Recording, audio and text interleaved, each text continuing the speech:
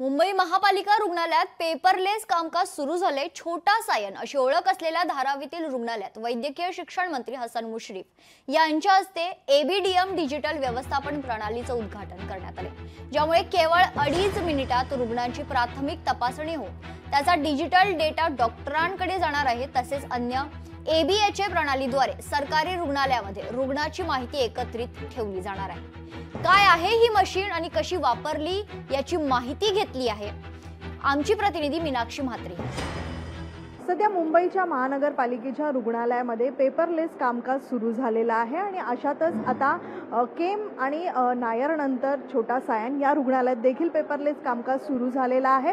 त्यामुळे नवीन 3 मशीन आपल्याला या रुग्णालयामध्ये पाहायला मिळतात। तर ह्या मशीनीचं काम कशा पद्धतीत केलं जातं यासाठी माझ्यासोबत डॉक्टर अमृता कदम मॅडम आहेत। मॅम, सुरुवातीलाच आपण ह्या 3 मशीन पाहतोय, त्यामुळे ह्या संपूर्ण कामकाजाचं कशा पद्धतीत हे काम जे आहे कसं होतं? मॅडम, आपल्याकडे ज्यावेळेस पेशंट येतो त्यावेळेस तिथे रजिस्ट्रेशन काउंटरला आम्ही त्यांना एक टोकन नंबर देतो आहे।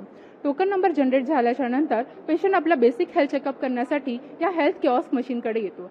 हेल्थ किऑस्क मशीनकडे आल्यानंतर पेशंटचे 6 व्हायटल्स असतात ते आपल्याला काढता येतात। साधारण किती व्हायटल्स चेकअप जे आहेत किती या ठिकाणी होतात? मॅडम, इथे 6 व्हायटल्स आम्ही घेतो आहोत, जे एसेन्शियल आहे for the doctors to prescribe.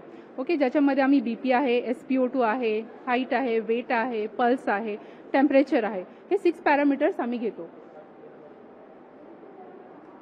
आपण बघू शकता इथे कंडक्ट टेस्ट लिहिलेला आहे, जी प्री कन्सल्टेशन टेस्ट आहे। बेसिक टेस्ट सुरुवातीला ज्या ज्या गरजेच्या असतात त्या सुरुवातीला केल्या जातात ह्या मशीन। येस, इथून पेशंट आहे ना त्याचे टेस्ट रिपोर्ट्स कलेक्ट करतो आणि तो त्याच्या रिस्पेक्टिव्ह ओपीडीला जातो। तिथे डॉक्टरांचं कन्सल्टेशन होतं। डॉक्टरांना आपण पेशंटकडे जसे टेस्ट रिपोर्ट देतो, ॲट द सेम टाइम हेच टेस्ट रिपोर्ट्स आहेत ना ते डॉक्टरच्या ॲपमध्ये आपण त्यांना टॅब्स प्रोव्हाइड केले आहेत, तर त्या टॅब डॉक्टर्स ॲपमध्ये त्यांना तिथे पण व्हिजिबल असतील।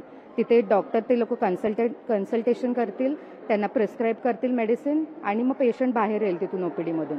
त्यानंतर इथे आपण आपली MVM that is medicine vending machine इथे प्लेस केलेली आहे। आपण पाहू शकतो वेंडिंग मशीन आहे आणि विविध प्रकारची औषधं जी आहेत ती या ठिकाणी उपलब्ध आहेत। पण या मशीनीचा उपयोग कशा पद्धतीत केला जातो हे आपण जाणून घेऊया।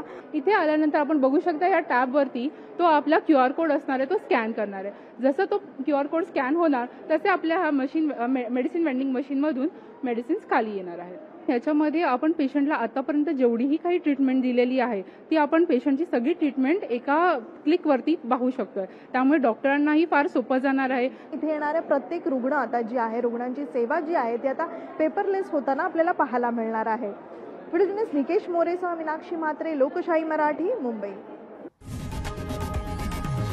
लोकशाही मराठी ऐका, पहा, जागरूक रहा।